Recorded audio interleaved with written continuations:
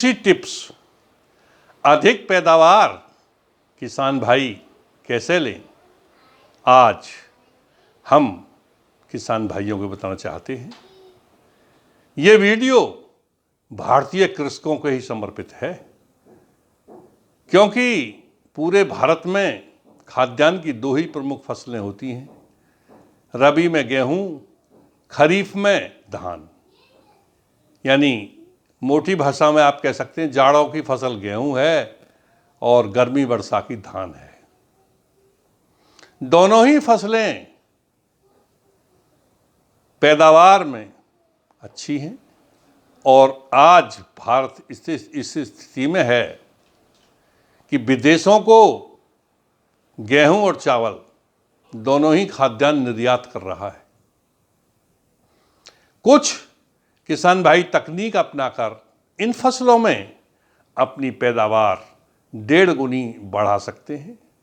किसान भाइयों की लागत वही रहेगी जो उन्हें लगानी है। मिट्टी की जांच कराकर फसल बोई जाए तो अच्छा रहेगा, क्योंकि अंधाधुंध यूरिया के प्रयोग से जमीन ऊसर होती जा रही है। कृपया किसान भाइयों से निवेदन है कि मिट्टी की जांच कराकर संतुलित उर्वरक प्रयोग करें। थोड़ा रासायनिक उर्वरक, थोड़ा देसी खाद, केंचुआ खाद और आपका जीवामृत वगैरह ऐसी वस्तुएं भी अवश्य लें, ताकि जमीन का, भारत माता का, भारत भूमि का स्वास्थ्य भी बना रहे और किसान को पैदावार भी पूरी मिले। संतुलन बनाना पड़ेगा।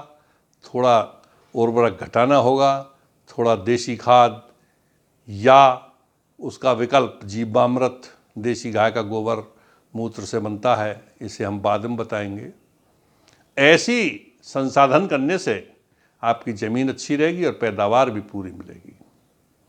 गेहूं में प्रथम हम गेहूं को लेते हैं, जो जाड़ों की फसल है, रबी की फसल है और गेहूं विश्व में सर्वाधिक खाया जाता है।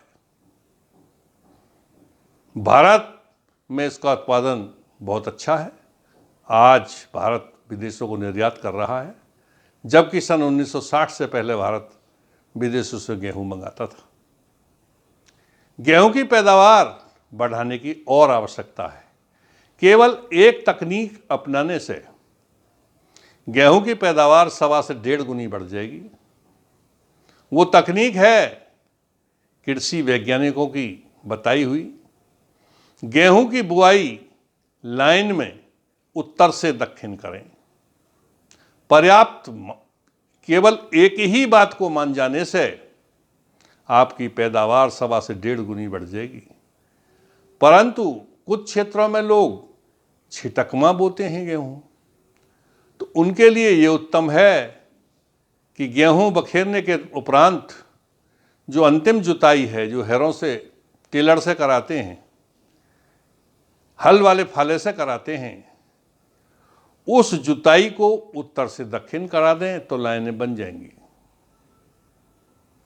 खाद बीज उतना ही प्रयोग करें जितना रिकमेंडेड है। आपके भूमि की जांच के उपरांत जो रिकमेंडेशन आई हैं, संस्तुतियां आई हैं, उतना ही प्रयोग करें। इस प्रकार से गेहूं बोने से पैदावार में वृद्धि क्यों हो जाएगी, उसका एक वैज्ञानिक तथ्य और कारण है। जब गेहूं की पंक्ति उत्तर से दक्षिण होती है तो उसमें होकर तेज पछुआ हवा नहीं निकल पाती। प्राय तेज पछुआ हवा आंधी जैसी होती है, जो 15 फरवरी से 15 मार्च के बीच चलती है और आमतौर पर यही वो समय है जब गेहूं में बालियां आती हैं और परागकण आते हैं तथा परागण की क्रिया होती है। आपने गेहूं की बाली पर सफ़ेद सफ़ेद कण देखे होंगे। किसान भाई जानते हैं कि ये कण क्या है? ये कण परागकण हैं। जो पढ़े लिखे किसान हैं वो जानते हैं, परंतु जो परंपरागत खेती कर रहे हैं, कम पढ़े लिखे हैं, वो इस विषय में अधिक नहीं जानते कि गेहूं में भी परागण की क्रिया होती है। जिस प्रकार से प्रकृति ने वंश वृद्धि की एक नियमावली बना रखी है नर मादाओं के मिलन से ही आगे वंश वृद्धि होती है। ठीक उसी प्रकार से वनस्पति में भी इस तरह की कई प्रक्रियाएं हैं।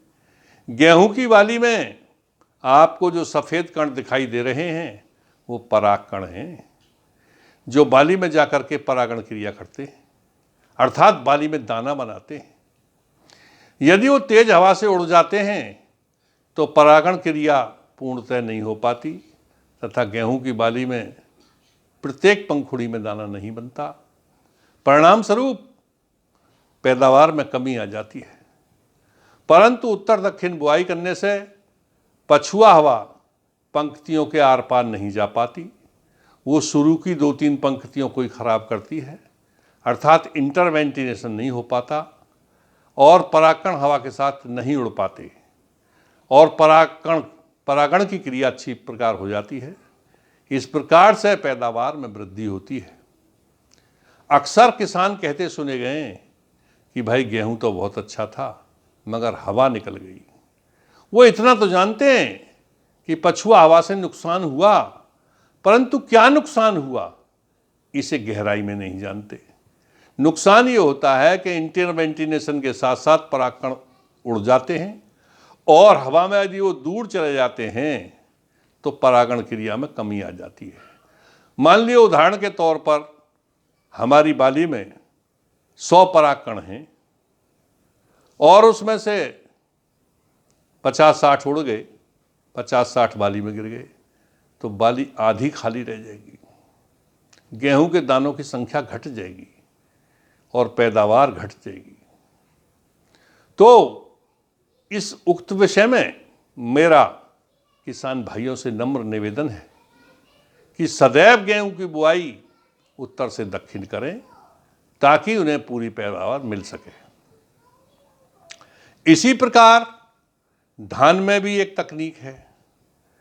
धान में प्रथम तो यही उचित है कि देसी खाद का अवश्य प्रयोग करें, रासायनिक उर्वरक मिट्टी की जांच के उपरांत दें।